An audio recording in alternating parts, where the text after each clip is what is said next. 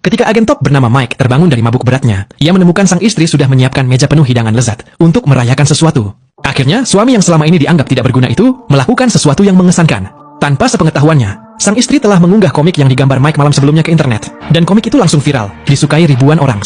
Namun, sang istri tidak tahu bahwa semua kisah dalam komik itu sebenarnya berdasarkan misi rahasia nyata yang pernah dijalani Mike sebagai agen elit pemerintah. Cerita-cerita itu adalah rahasia negara yang seharusnya tidak boleh bocor.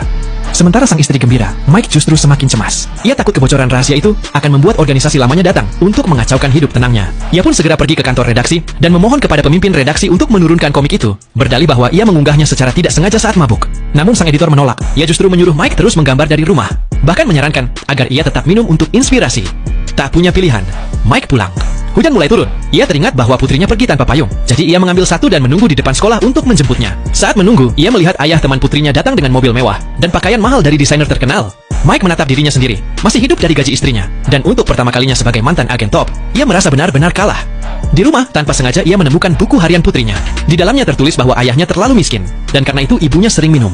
Putrinya menulis janji, suatu hari nanti ia akan membayar semua utang ayahnya dan membelikan rumah besar untuk mereka.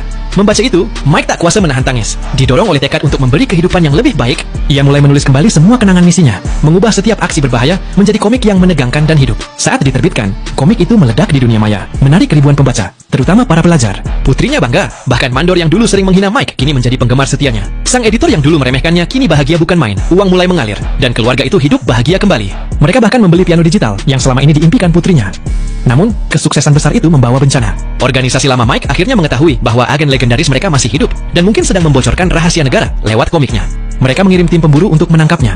Begitu Mike menyadari identitasnya terbongkar, ia tidak lagi berpura-pura.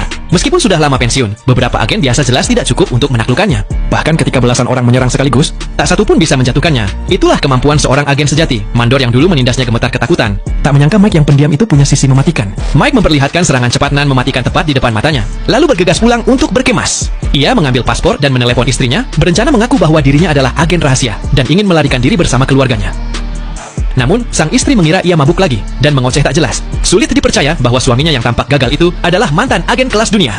Tiba-tiba, granat asap dilemparkan ke dalam rumah.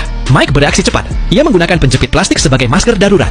Para agen yang datang kali ini jauh lebih tangguh. Salah satunya bertarung seimbang dengan Mike, saling menyerang tanpa hasil.